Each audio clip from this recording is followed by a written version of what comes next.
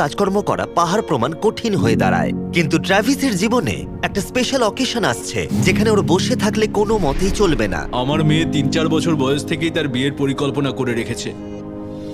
আমি সব সময় এটাই স্বপ্ন দেখতাম, আমার বাবা আমার সাথে আইলে হাঁটবে। কিছু না মনে করলে তোমার সম্পর্কে কিছু বলবে?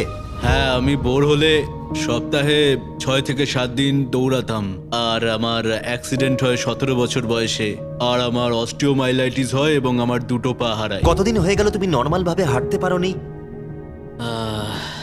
আমি এখন ভুলেই গেছি নর্মাল হাঁটা কাকে বলে। তোমরা কি ওকে এখন হাঁটতে দেখার জন্য এক্সাইটেড?